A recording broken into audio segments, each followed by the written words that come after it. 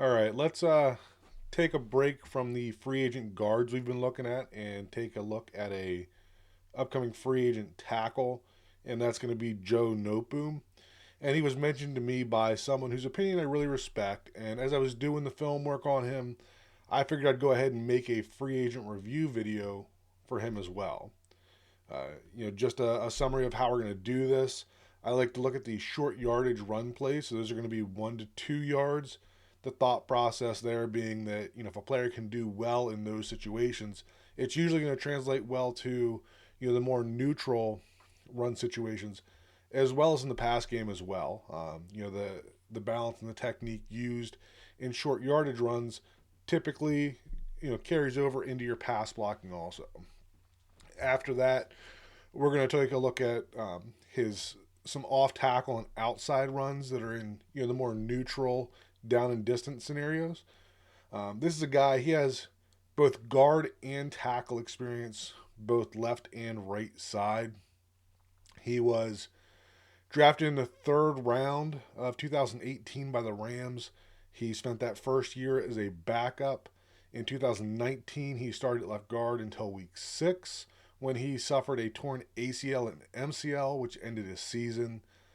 The next year, he went on to IR in September, was activated in November, and then started 9 of 10 games.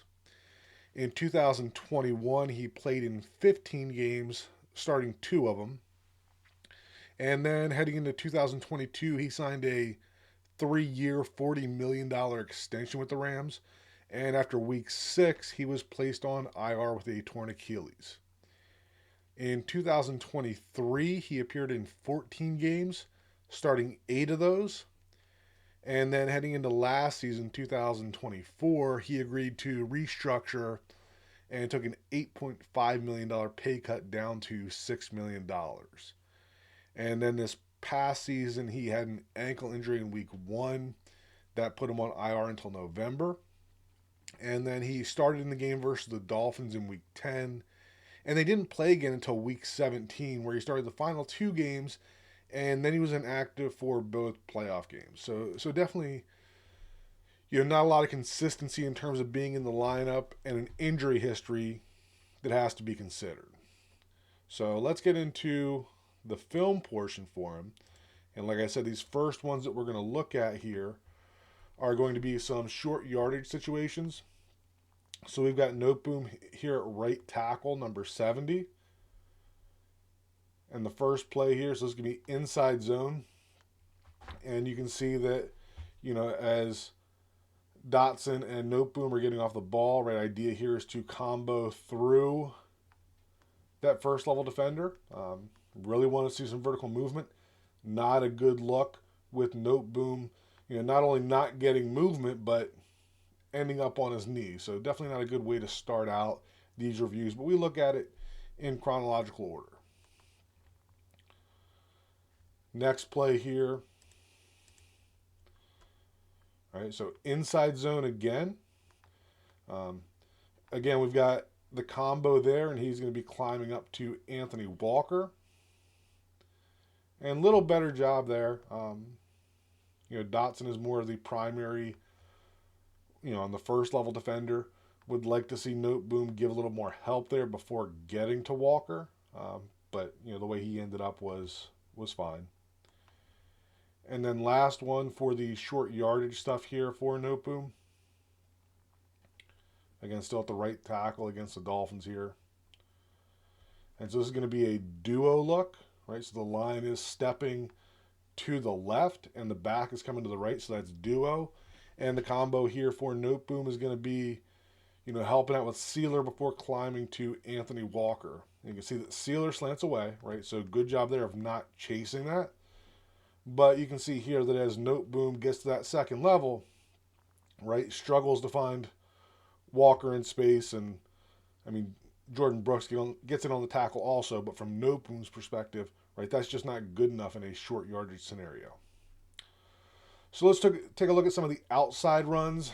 So right tackle here. Right, and this is going to be outside zone To the right with some split flow action. So basically, Noteboom is solo blocking Emmanuel Ogba out here. You can see he's in good position here, right? Everything looked good, but not able to maintain contact there. And obviously, the center was worse than what Noteboom was there, and maybe that running back is able to get through with what Noteboom did. Um, but certainly not a high level outside zone block there by Noteboom.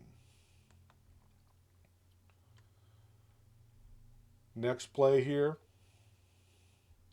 So this is outside zone left. All right, as we look at this one, so basically he's just trying to cut off Sealer on this, and does an okay job. We compare this to some of the tackles the Dolphins have. Well, really, I mean, all the tackles when we look at Teron Armstead, Austin Jackson, Patrick Paul. Like, we're used to seeing a different level athlete than what Noteboom is. And, he does an okay job there, but, there's definitely a gap in the athleticism that Noteboom has here compared to what we're used to from the tackles in this scheme. Next play. So again, we're getting outside zone. In this case, similar block to what he was doing to Ogba. Now, Chop Robinson does not get as far outside as Ogba does. And, not a great look here. I mean, as much as we love Chop Robinson and how well he developed throughout the year, run defense isn't his strength. And we're talking about a guy who, we're potentially asking to move inside to move 330-pound defensive tackles. I mean, the fact that he can't move Chop Robinson off of his spot here, really, not a great sign again. All right, so got some film against the Cardinals now, still at right tackle for him. And again, this is similar to that Sealer rep that we talked about there. Outside zone to the left, and does a satisfactory job here. In a perfect world, if I'm, saying what I'd really like to see would be him getting to this position, flipping his hips around and just sinking his anchor to seal that defender on the backside, or driving through the midline of that defender and creating some vertical push. But, big picture, he gets there, he cuts him off. This is a satisfactory block on the backside, especially as he's peeking to that running back and seeing that it's not looking to cut back, really sharp. And then last film review here that we're looking at Noteboom. So right tackle again, and this is outside zone to the left. And on this one, you can see that there's a little bit of a combo there between Noteboom, right, and the tight end, right, working through this defensive end up to the second level defender. And, I don't know if it's confusion or just a lack of athleticism here, but he's late getting his eyes to a linebacker that's already accounted for by this combination block here. And then once he does get his eyes there, not really able to do a good job of sealing him to the outside. So, another play that would like to see him be better than this on. I didn't pull any clips of the pass protection stuff, and the reason for that is that we could go through, 50 of them, and pass blocking is boring. You either have it or you don't for the most part. And, if we just go through and we're only pulling out the bad ones, and that's going to look really bad. Overall, what I would say about his pass blocking, especially as a tackle, is that it wasn't good enough. He was not good in space. I felt like he did an okay job anchoring in close quarters, but when he had to get into an area where he had to defend more space horizontally, then he really lost that anchor when he had to worry about covering that ground. Big picture, he's got experience on both sides of the line. Might be a candidate to compete at guard and also a candidate for the backup swing tackle. He's a guy that, may not come from the exact system as the Dolphins run, but there's still probably some overlap in terms of, concepts and verbiage that would be valuable in someone who could come off the bench in short notice. Um, in terms of money, since his rookie contract ended and he signed that new deal, he was, paid out in cash 11 million, 13 million, and $6 million in each of those 3 years after his rookie contract. Um, don't know that I'm interested at that amount, but this is a guy who goes into free agency and doesn't get a lot of interest. There is going to be a opportunity in Miami for a veteran backup to replace that Kendall Lamb type player, so I could see him in that role. I just don't know that I view him as a player that I would be excited about if he came in on a starting level contract. As always, appreciate you guys watching. Leave a comment below, and we'll talk again soon.